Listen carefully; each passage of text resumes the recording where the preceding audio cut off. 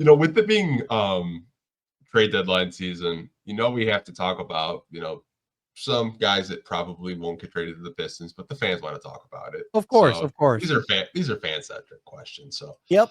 Brandon Ingram, there was an asking price, and I don't know how reliable Evan Sedri is, and I never want to take away anyone's reporting, but he had said that the asking price for Brandon Ingram was a prospect, a draft pick, and expiring deals. So do you think if that is actually the asking price, the Pistons should at least, start some conversations with New Orleans for Brandon Ingram?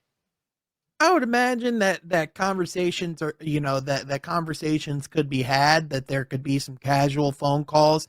I think the one thing that I would point out for people to consider is that if there's anybody that has an understanding of Brandon Ingram's health history and who he is as a player, who he is as a person, it's probably Trajan Langdon and Michael Blackstone and Fred Vinson and all these people that came from the New Orleans Pelicans and did work with Brandon Ingram for as long as they have. So in my opinion, and this is just sheer speculation, I think if Trajan Langdon wanted Brandon Ingram in Detroit, I think it could have and would have happened by now. I think the market for Brandon Ingram, in his availability was so pronounced and kind of well known, and I think that would have been a move that would have made, if they wanted to make, could have been made in the summer. I just don't know if, with his health history and with those different things, I just don't know if he's a fit in Detroit long term, especially with the fact that, he's kind of already 27,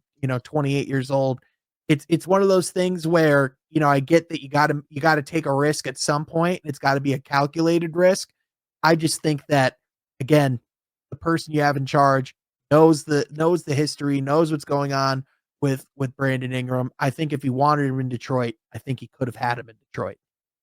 I think you could have had him this summer personally if you wanted him. Yep, I think so too. Those are the conversations that I was having this past summer. It's like, if you take the contract into effect with Ingram, he's on an expiring. So you probably don't want to give up a whole lot to get him. And obviously the Pelicans are just where they're at. I don't think they expected to be at the bottom of the Western Conference or one of the worst teams in basketball. I just don't think that, especially with, acquiring DeJounte Murray, and you'd hope Zion Williamson's healthy. You'd hope Brandon Ingram's healthy. But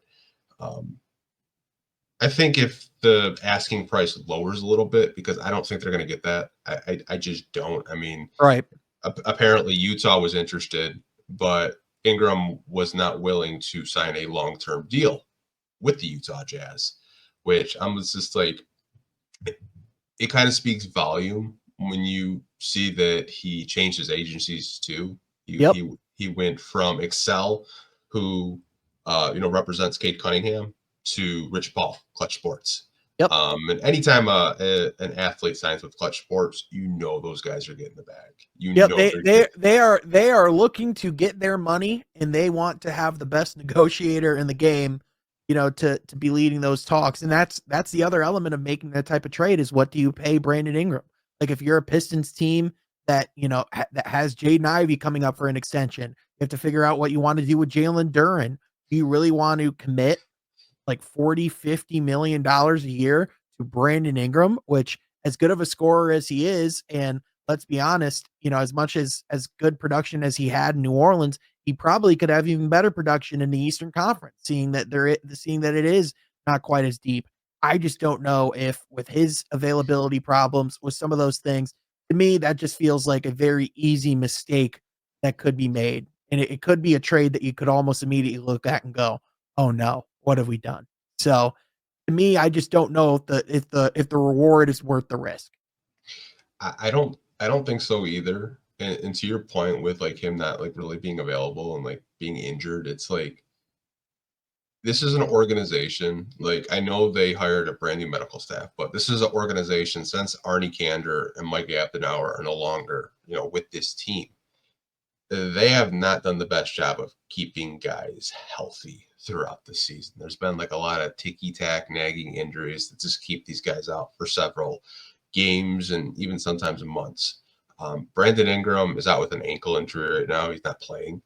Uh, I think if you're Detroit, I think the only way you do trade for Ingram is if the the offer is so low that you just can't refuse it, and it's Mhm. just like too good to pass up, then do it. But I wouldn't want to give up like one of our prospects. I wouldn't want to give them like a guy like I'm just throwing it out there. Like I wouldn't want to give Isaiah Stewart up in a Brandon Ingram deal when there's no guarantee that he wants to be here and resign with the Detroit Pistons long term. I think that would be a Mhm. mistake. I wouldn't want to, give up a draft pick because we don't really have too many draft picks. We have draft picks, but you know what I'm talking about. You can't really Yep. trade them because, well, it's going to be Minnesota's draft pick anyways. I don't know what I'm talking about. And I don't want to give up like an expiring, like, do I really want to give them a Malik Beasley? Do I really want to give them a Tim Hardaway Jr. for a guy that, might not, suit up for 40, 50 games a year? And, oh, yeah, he wants a max. Yeah, I think I'm good. Yeah, he's only suited up for like 60 plus games 4 out of his 9 years, and one of them was his rookie year when he played 79, but he hasn't even gotten over 70 once since. So, you're talking about a guy who is going to miss like at least 15 to 20 games on average, guaranteed every single year. So 1 out of 4 games, you're not having one of your best players. Is that something that you really want to to pull the trigger on for someone who is like a 22 point a game player? I don't really think so. Especially with how much better the league has gotten with scoring and how much more guys are coming into the league with some of those skill sets day 1. I think the value of a Brandon Ingram over time is gone down, and I think that's why you're seeing the Pelicans in this limbo with him of teams like the trade market isn't necessarily something we love. The salary numbers that we're talking about, we don't necessarily love. He's just kind of been sitting in this void for like almost a year now.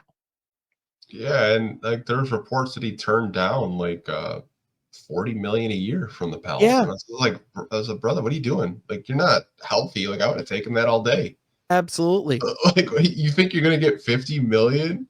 You think a team next year is gonna commit $50 million to you? No.